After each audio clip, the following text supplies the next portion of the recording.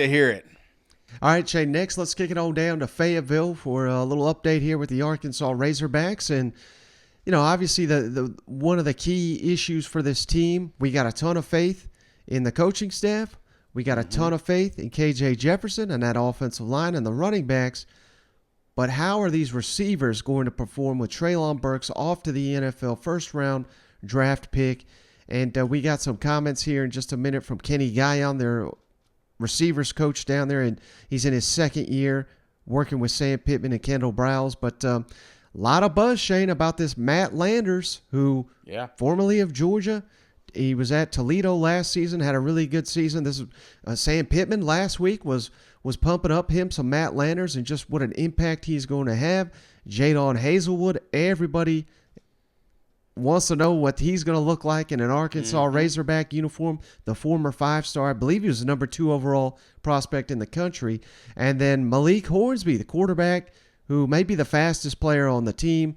We all know that he's taking reps at receiver, and hell, he may even start at receiver. So let's kick it over to Kenny Guyon real quick on, again, talking Matt Landers, Jadon Hazelwood, and Malik Hornsby, how that transition's going.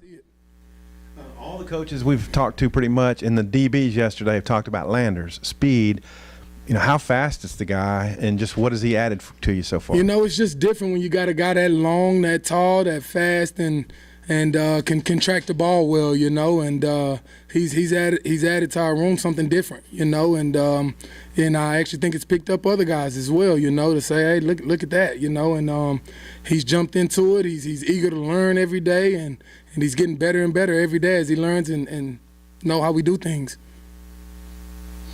He wasn't here in the spring, but him being an older receiver, that allowed him to kind of pick up things maybe quicker than, say, the 2 high school kids that weren't here in the spring? Yeah, you're exactly right. I mean, he gets it. He knows what college football is all about. He went from SEC to playing in the MAC for a little bit and coming back to this SEC. He knows, what to expect, so he's not, that bright-eyed kid coming in like everything's surprising him.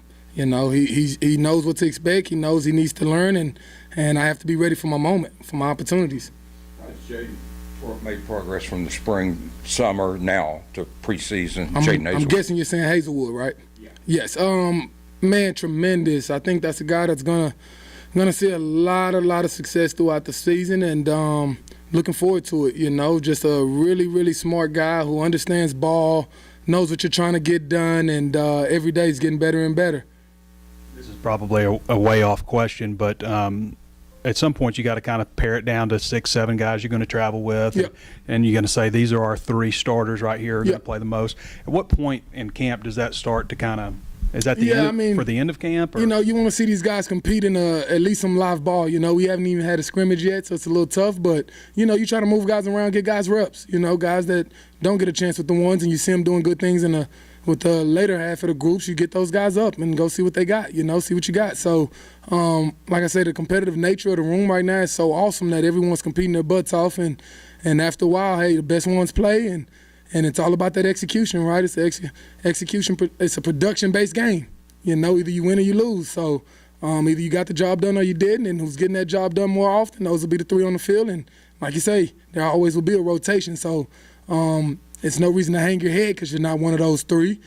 Just be ready to roll when your number's called, and usually you get that opportunity. If you're handling your business, you get that opportunity, and when that opportunity comes, you got to take advantage. Can't be that guy soaking and not ready for it.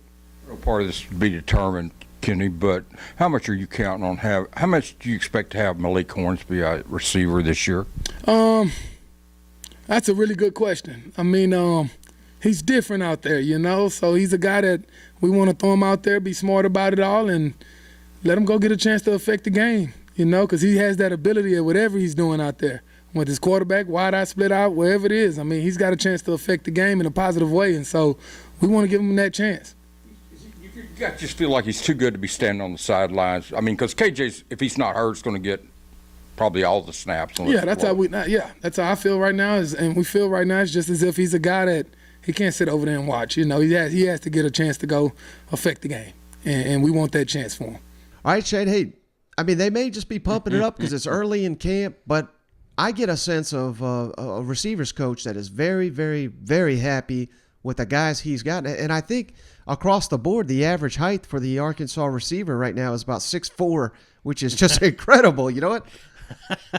A list I don't belong in, Mike. Treylon Burks is an amazing player, and he's going to do great things in the NFL, and he's just not going to be replaced by one guy.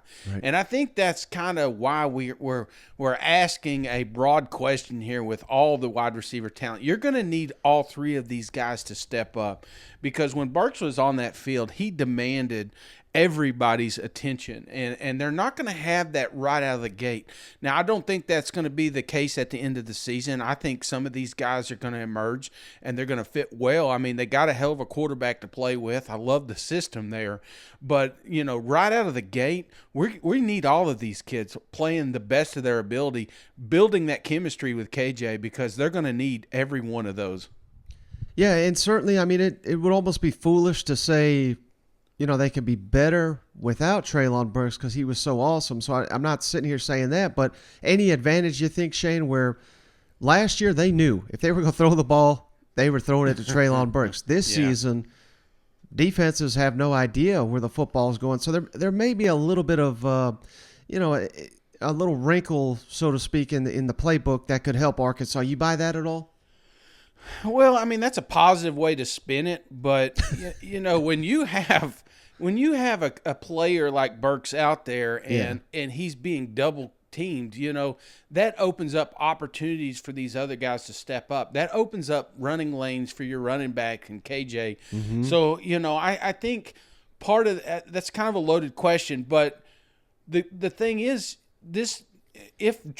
I'll say this, Mike, if Treylon Burks was on this team today, this Arkansas team would be a million times better just because of the other receivers, there are other options that KJ now has available to him.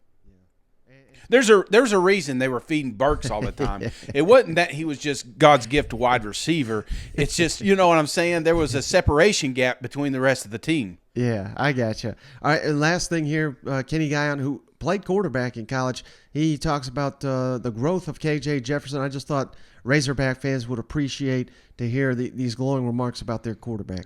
Your opinion on, in being a former quarterback, your opinion on how KJ has looked and his progression since last season, since the spring, and also Malik, how he's progressed at quarterback. I'll start with KJ first. Just number one, I thought mindset-wise, man, just a guy that came out and you could tell his comfortability in being a leader. He's a starter for a year now, and you can see it.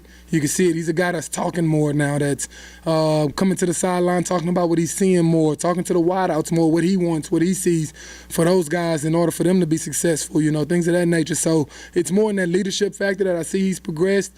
Malik just been a year older in the offense. You can tell he's knowing what he's doing out there.